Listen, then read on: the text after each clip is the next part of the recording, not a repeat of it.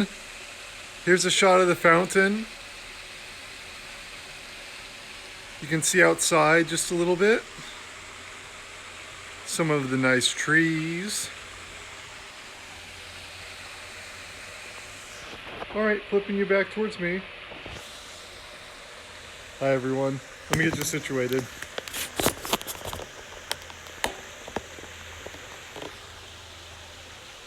My shirt today says, I have neither the time nor the crayons to talk nor the crayons to explain this to you. It's kind of cute. It's Sylvanas. She's the queen of the dead, the leader of the horde, for the time being. Let's finish with the pink gloves. Our final chapter will wear these pink gloves. And for the next two chapters, we'll wear these. And we just left off with Clooney getting his horde into Redwall Abbey. And Matthais, Warbeak, and Logalog rallying the shrews and sparrows. Hi, Penguin Superhero. We're finishing Redwall today. Just got a little bit left. It was wonderful. The barbecue was wonderful. I cooked chicken, and a friend, Armando, came by with his family. I offered them some, but they'd already eaten, so it was just me and the family. It was a good time. Talked for a little while. Chicken turned out great, barbecue chicken. And I went shopping today for more barbecue ingredients. I picked up hot dogs, Hebrew Nationals, my favorite.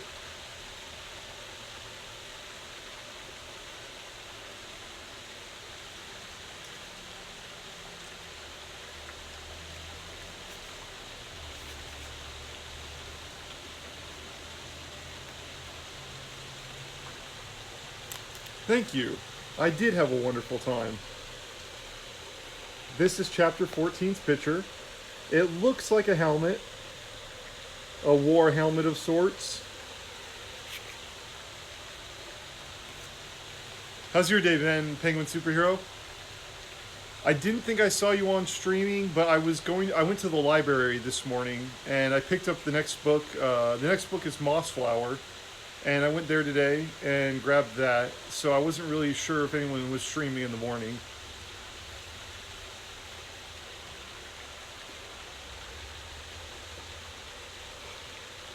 Well, that's good. I'm glad you're doing well. Shall we begin? The final chapters. The light of dawn began to appear in the sky. The sun's rays tinged... Tuesdays and Saturdays. Okay. So, tomorrow. Cool. I'll tune in. If I could do commands out here, I would recommend you. If anyone's not, check out Penguin Superhero. They stream awesome games. I don't remember what I last saw you streaming. I want to say I was watching Fortnite, Modern Warfare. I saw some Minecraft earlier. And I don't remember what you might have been streaming. You're welcome.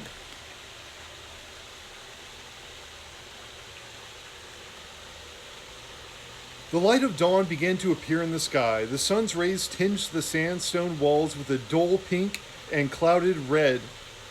Dew was upon the late rose. Despite the blessings of the glorious summer day, the whole of Mossflower was doom-laden with an awful tension that threatened to burst upon the captives seated in the grass. Horde captains came stamping out of the abbey. They prodded the prisoners with cutlass points and slapped out with flat blades at the defenseless, helpless defenders. Come on, you lot! On your feet! Stand up straight! You mice! Step aside there. Make way for Clooney the Scourge. Reluctantly, the Redwall contingent complied. They turned. All eyes were on the door of Great Hall. The silence was broken as the door slammed back open on its hinges. Clooney strode out. Behind him, bearing the horde standard and torchlight, came Fangburn and Kill Cooney. The victorious horde soldiers were cheering wildly. Clooney was the pitcher of barbaric power, geared for war from his poisoned tail. Clooney was the pitcher of barbaric power, geared for war from his poisoned tail tip to the frightening battle helmet. He looked every inch the conqueror. Regally, he swept through the ranks of both sides, looking neither right nor left, mounting the dais which had been set up for his use. He swirled the sinister cloak about him and sat down in the abbot's chair. All that could be heard was the crackle of the torch and unhappy whimper of one of the infant captives. He sat impassively, claws gripping the chair, arms, visor lowered. Slowly lifting the visor, Clooney allowed his single eye to rove around. It came to the rest of the Abbey leader. "You, Abbot Mouse, come here." With two rats flanking him, the Father Abbot stepped forward in slow, dignified manner. Even clad in his nightwear, he radiated calm and fortitude. Clooney sat back, sneering openly. "Ha, so this is your leader? So a fat little mouse in his nightshirt? What a fearsome warrior he looks. Well, what now, Mouse? Are you going to go down on your knees and beg for your life, old one?" Abbot Mortimer stared calmly into Clooney's savage eyes. "I will never bend my knee on my own behalf. However, if I thought I could save a life of one of my friends, I would gladly fall down on both knees. But I know you, Clooney, better than you know yourself. There's not a scrap of pity or mercy in your heart, only a burning desire for vengeance. Therefore I will not kneel to one who is consumed by evil." Clooney sprang to his trembling feet, trembling with rage. "Kneel to me, Mouse! Kneel or I will kill you!" he stormed.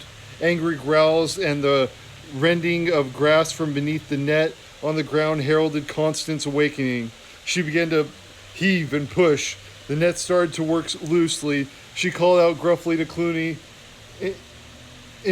She called out to Clooney in a gruff voice, insulting voice. "Hey, you, scruffy, one-eyed vermin! Remove this net and face me alone. You will see who ends up on their knees." At the signal from the warlord, a gang of raps leapt on Constance and beat her back into unconsciousness with their weapons. They drove the securing stakes deeper around the net. Basil Staghair kicked out at them. When he had driven the rats off, he faced Clooney boldly.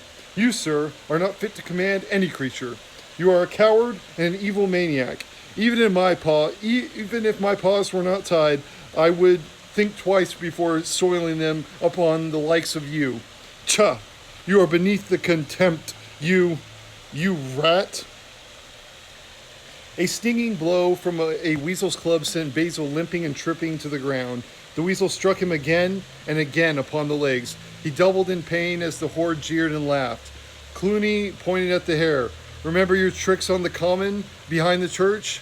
Before this day is done, you'll never run and dodge again." His eyes blazing with madness, Clooney flung his claws wide. "All of you defenders of Redwall, listen to me. When I first came to the Abbey, I gave you a choice. Surrender or die. You chose to fight me.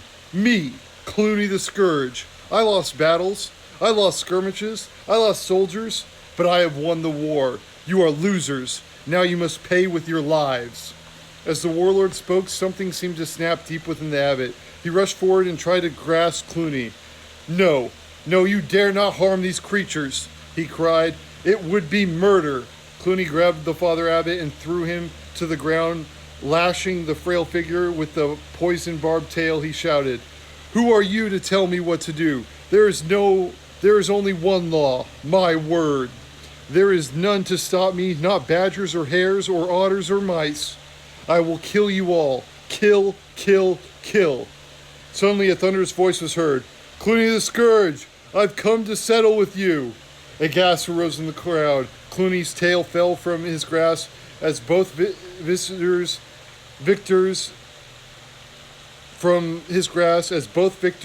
and vanquished towards the Abbey, whence the voice had issued. There, in the open doorway of the great hall, stood the warrior mouse. It was as if he stepped out of the tapestry upon the wall. On his arm was a burnished shield. In his waist was a sword belt of black leather and silver. The scabbard at his side, he drew forth a mighty sword. Clooney's voice shook as he addressed the nightmare visitor. Who are you? The warrior stepped forward into the sun rays, glinting diamond-like off his sword.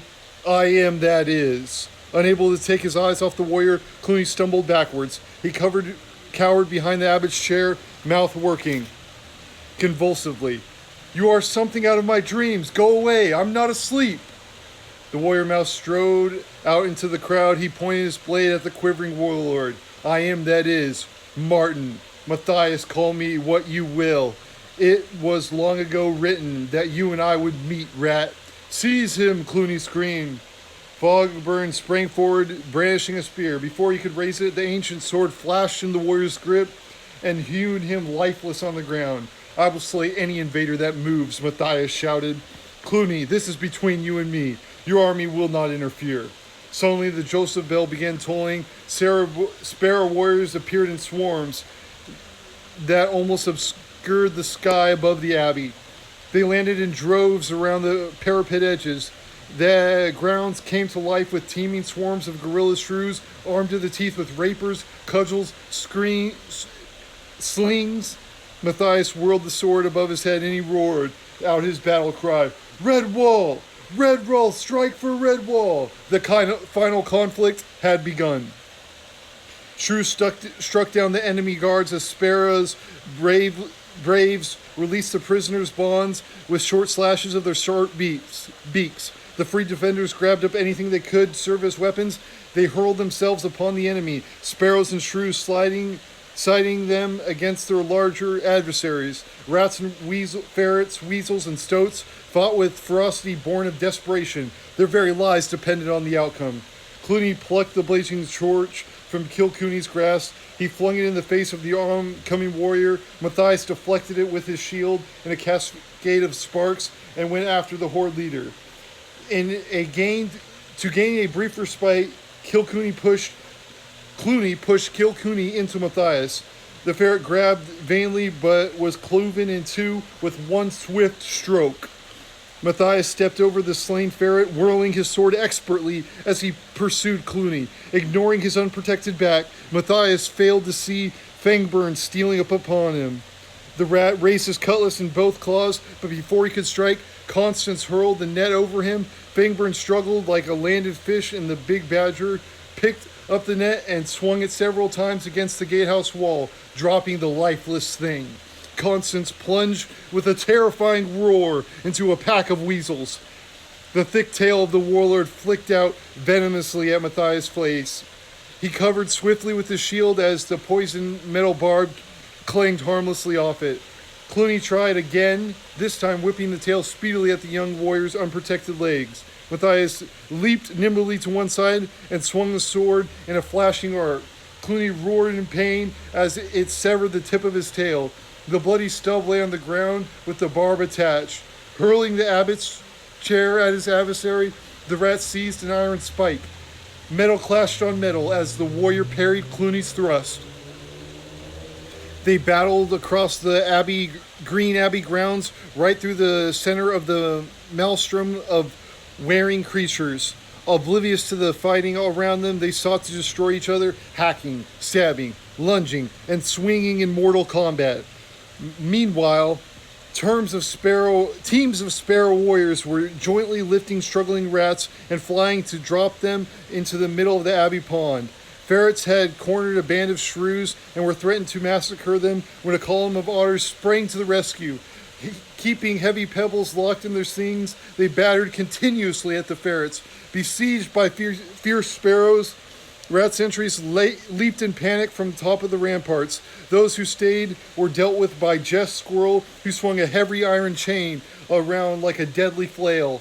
Down below, Ambrose Spike was rolling about like a whirling ball of needles. Silent Sam acted as his eyes, propelling him into fresh bunts of rats with a long stick. Matthais and Clooney continued battling savagely. Iron smashed upon steel as Clooney called upon the reserves from his vast strength and cunning to defeat his opponent. Twice he had hurled clawfuls of soil at Matthais' eyes, but each time the shield rose swiftly and deflected them. The warrior mouse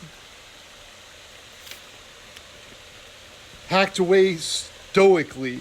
He was beginning to feel his paws numbed by the jarring blows of the hefty iron railing against the sword blade. Clooney too felt the vibrations each time the sword clanged with his weapon. The pain shot right through him, down to the tip of his injured tail. Along the ramparts they fought, blinded by sweat, panting and blowing, neither asking nor giving quarter. Down the stairs and across the grass once more they slashed and struck at each other, right up to the entrance of Great Hall. Clooney dodged behind the open door, half-open abbey door, and hit out at his attacker. Matthais' sword point lodged deeply into the wood. Seizing his chance, the rat dodged nimbly into the open and battered madly at Matthais' upheld shield until he was forced to stop it. Clooney's iron spike dove cruelly into the mouse's underguarded paw. Matthais cried out and instinctively kicked the shield upwards at his adversary. It struck Clooney squarely in the chin, the sharp metal edge causing a long gash. As the rat reeled away, clutching his throat, Matthais freed the sword from the door. Ignoring the wounds, they immediately clashed again, going at it hammer and thongs. Clooney slashed out with his bleeding tail and tripped Matthais. As the warrior mouse lay on the ground, the rat roared and stabbed downwards with the spike railing. Matthais rolled to one side as the point sank into the earth. He struggled to his feet, striking out and scoring Clooney heavily on the side, with the long tail whipped out, lashing the warrior mouse several times across the face. Clooney staggered into the entrance of the bell tower, where Friar Hugo had been tolling the Joseph bell. At the sight of the rat warlord, he released the rope and scuttled underneath the stairs, where he hid trembling. Matthais came thundering in. Clooney dodged around him and slammed the door, locking them in together. If only he could get the mouse at close quarters and stop him from using the sword, Clooney thought. Then he could win with his superior strength. They locked in combat again. Clooney barred the railing across the sword blade. Pushing with both claws, he drove Matthais backward. Now he could see victory in sight. If he could pin the warrior mouse against the wall, he would be able to throttle him with the edge of the railing. Clooney braced his feet and strained. He could feel the breath laboring raggedly within his chest. He must win. The voices had told him he would never again see the warrior after the sun set upon this day. The prophecy had to be fulfilled once and for all. Remorselessly, he used his greatest strength to drive the young mouse backwards. There were only inches from the wall now. Matthais realized that what Clooney was doing, he would be finished once he was pinned against the wall. There was only one thing to do. Matthais suddenly swerved aside, collapsing on his back, kicking his legs out rigid. He sent Clooney clashing into the wall. Matthais leapt over Clooney and bounded up the spiral stairs into the darkness of the belfry. Clooney lay against the wall, panting heavily. He managed an evil, wheezing laugh. "There's no way out up there, mouse," he called. "I'm coming after you. You're as good as dead now." Matthais didn't reply. He sat exhausted up at the belfry with his legs dangling out over the timber axle. Down below, Clooney squatted against the wall, glad for a breather. Beneath the dusty stairs, Friar Hugo sneezed. Laughing triumphantly, Clooney seized the friar by his tail and dragged him out of his hiding place. "Look, mouse," he called. "See, I've got your little fat friend. Ha, I won't climb those stairs after all. Throw your sword down or I'll spike him like a lollipop." From his vantage point, Matthais looked down. Far below him on the floor, he could see Clooney holding a spike under Friar Hugo's chin. Clooney gave a slight jab. Hugo gurgled unhappily. "You see, all it takes is a little push, and he's dead. Now throw your sword down and get down here yourself." Matthais peered over the rim of the Joseph bell. "All right, rat, you win. But how do I know you'll keep your word? Let the friar go, and I promise on my honor as a warrior I'll come down." Clooney grinned wickedly. There it was again, the stupid thing called honor, the code of the warrior. But it was not his code. He had won. Get out of my sight, you swiveling little wretch, he grated, thrusting Friar Hugo away from him. The frightened mouse dived back underneath the stairs. Clooney stood in the center of the room, his eyes straining to catch sight of Matthais in the belfry. Blood dripped from a dozen wounds the warrior mouse had inflicted upon him during the course of their battle. Now he knew he had won. The voices had been right. He could see the last of the mouse warrior. Come down here, mouse. Clooney the Scourge is waiting for you, he cried. Matthais stood up on the wooden beam. With one mighty blow from the blade, the ancient battle-scarred sword severed the rope hanging the Joseph bell. It appeared to hang in space for a second, then dropped like a massive stone. Clooney remained riveted in the spot, his eye staring up before he had time to think it was too late. Clang! The Joseph bell tolled its last huge knell. The colossal weight of metal smashed Clooney the Scourge flat upon the stone floor of the bell tower. Whew! Last week I streamed Ori and the Blind Forest. That's fun. I like Ori. I don't know the Blind Forest.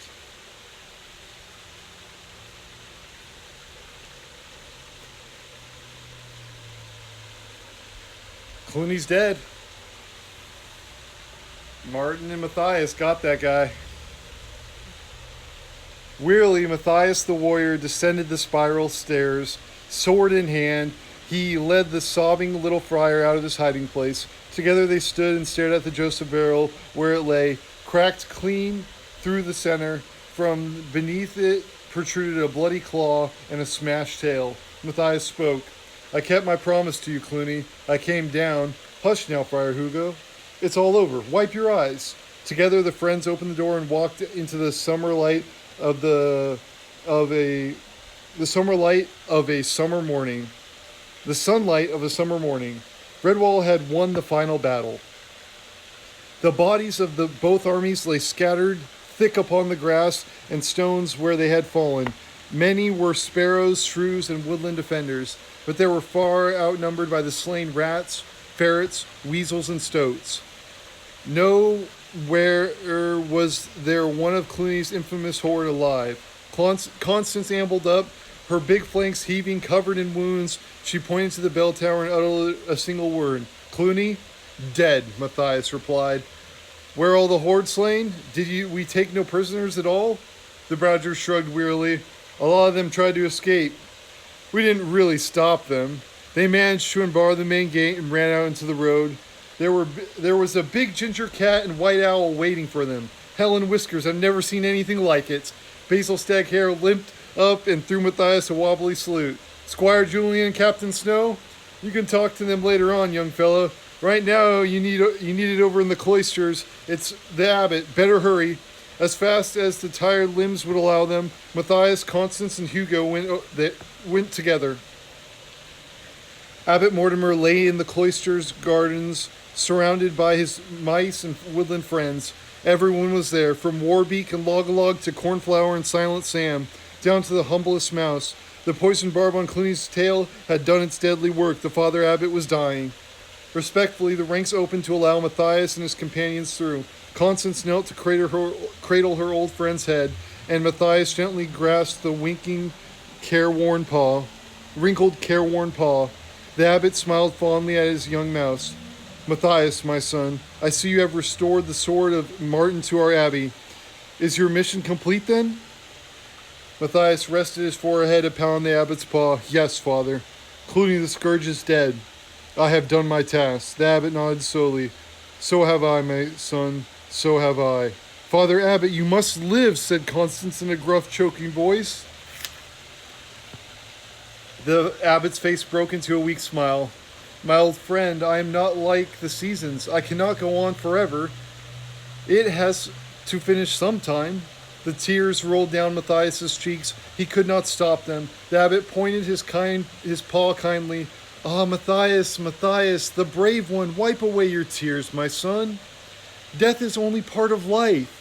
Tell me, can you see the late rose?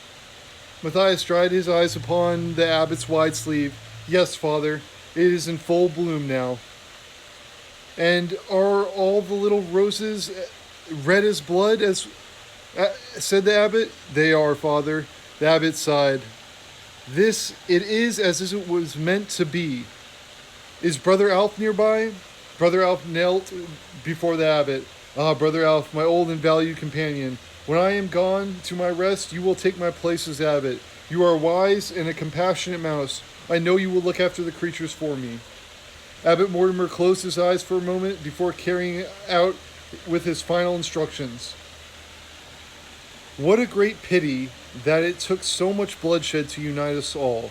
Henceforth the sparrows may come and go as they wish. They must share our food and use our abbey, not only the roof, but all of it. These good gorilla shrews also no longer will be gypsies roaming the woods. They will have a proper home here at Redwall Abbey as long as they wish. And now, Matthais, my son, I must tell you my decision regarding you. It is my wish that you do not enter our order as a brother.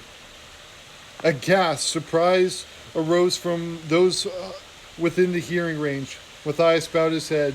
He was stunned by the Father Abbot's words. The abbot continued, No, my son, your heart is far too brave. This abbey needs you, but not as a brother. Therefore I name you Matthais, the warrior of Redwall, champion of our order. From this day forward you will defend the abbey and all creatures from evil and wrong.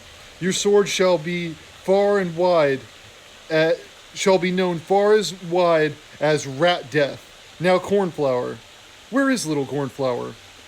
The young field mouse came up. She stood by the abbot, waiting upon his word. There you are, my dear Cornflower. A warrior needs a good wife, and you are the beauty that will grace Redwall and rule the heart of Matthais. The old gatehouse will be extended into a proper home. It belongs to both of you. Guard our threshold wisely and well. There were no words to express the feelings of Matthais and Cornflower. They could feel the joy and pride of singing from their hearts. The abbot looked up at Constance. And you, my oldest friend, do me one service. Lift my head a little, and I will tell you what my failing eyes can see before I leave. Obediently the badger raised the abbot's head. Ah, yes, I see the most beautiful summer morning of my life. The friends I know and love are all around about me. Redwall, our home, is safe. The sun shines warmly upon us. Nature is ready to yield her bounty again in plenty this autumn. I have seen it all before, many times, and yet I never cease to wonder. Life is good, my friends. I leave it to you. Do not be sad, for mine is a peaceful rest. Thus did Mortimer, the abbot of Redwall, Father Abbot of Redwall, die. The abbot passed away. Last chapter. Ooh, goodness. It's a letter. I'll show you the picture.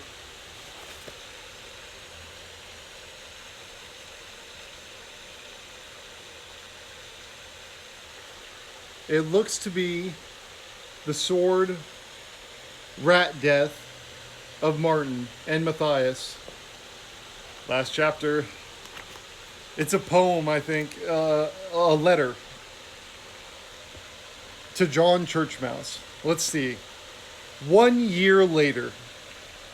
The following is an exact extract from the Annuals of Redwall by John Churchmouse. It was he who took over as recorder for Methuselah. Here is part of what is written in his record.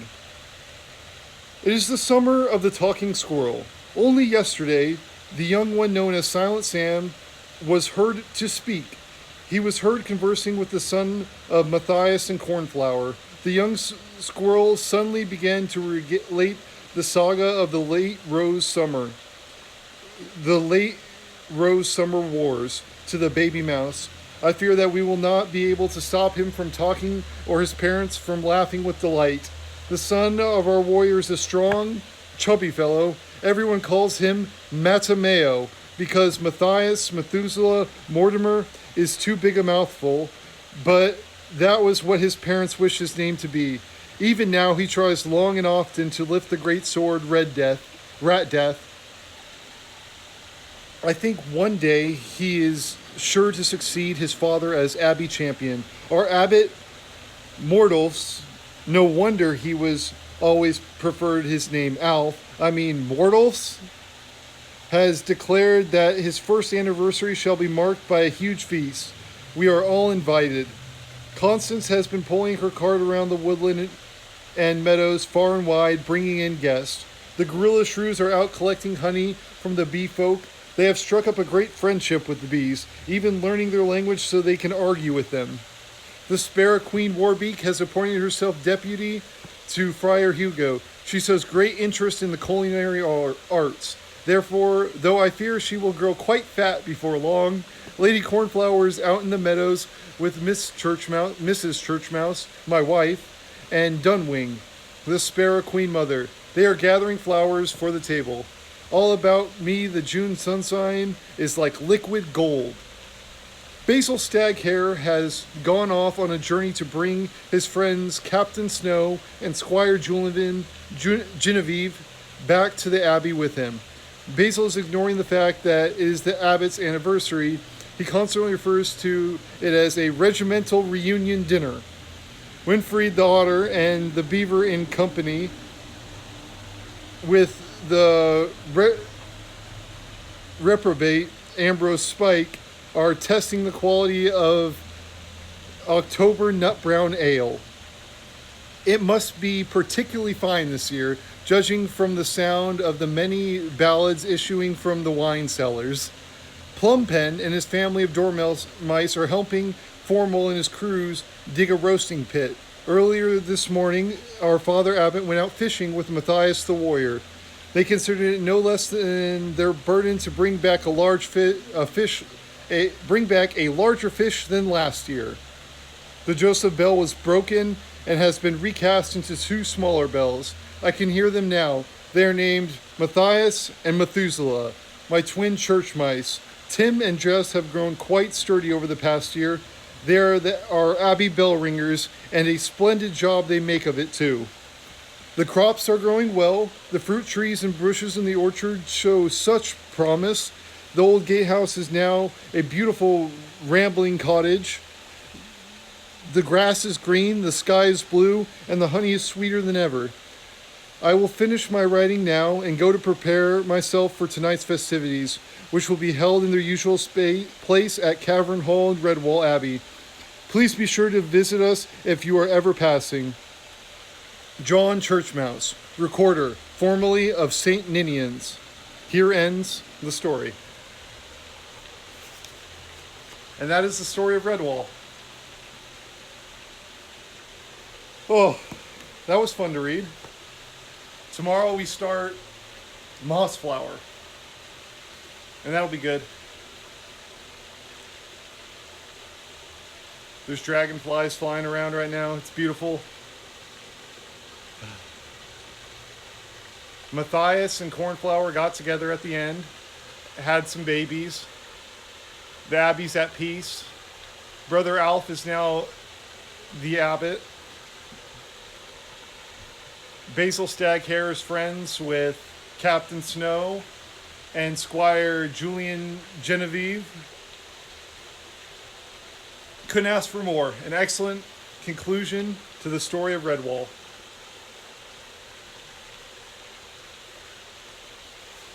I will regale my favorite two parts. I forgot to change gloves. Sorry about that.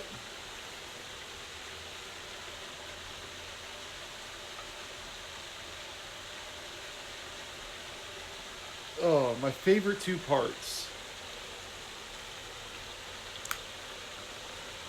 My favorite part is when Matthais woke up from his dream and fell off his bed. No problem. Thanks for stopping by. I love reading. I just haven't been doing it lately, and now that I'm streaming, it's a lot of fun to do with just everyone that stops by. I got a couple families that listen to the videos on YouTube. They got some babies, a couple 3 months old. Two families, in fact. They both have young ones, and they listen to, they put it on as nursery white noise, me in the background.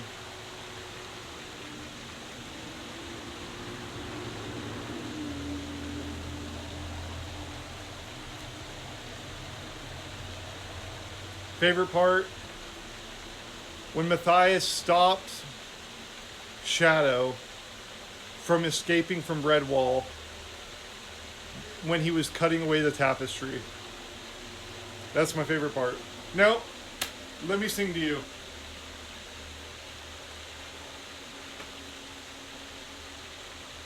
Oh, I got a burp. 1 second. Oh!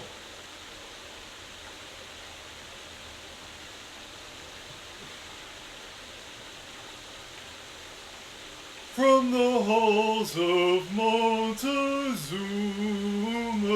to the shores of Tripoli, we fight our country's battles in the air, on land, and the sea.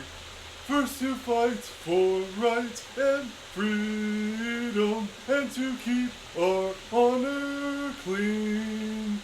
We are proud to claim the title of United States Marines. Our flags unfurled to every breeze, from dawn to setting sun. We have fought in every clime and place where you could take a gun. In the snow of far-off northern lands, and in sunny tropic scenes, you will find us always on the job, the United States Marines. Here's health to you and to our corps, which we are proud to serve. In many a strife we fought for life and never lost our nerve. If the Army and the Navy ever looked on heaven's scenes, they will find the streets are guarded by United States Marines. Semper Fi. Hoorah. Well, everyone, I'll give you a shot of the fountain so you can see some nature. And that'll be that. I gotta take off the gloves because the heat doesn't transfer and I can't click on the screen to flip the camera back and forth.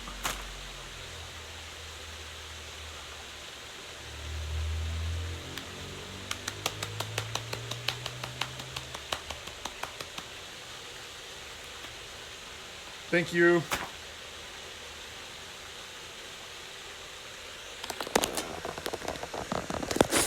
All right, let's get a shot of the fountain.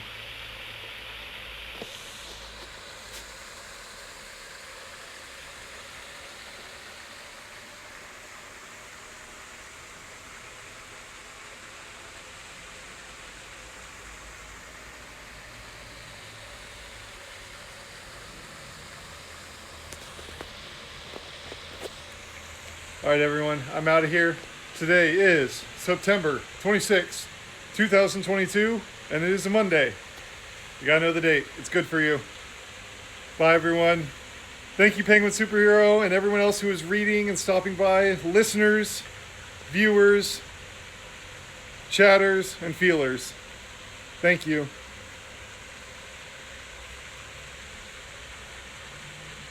Ta-ta for now.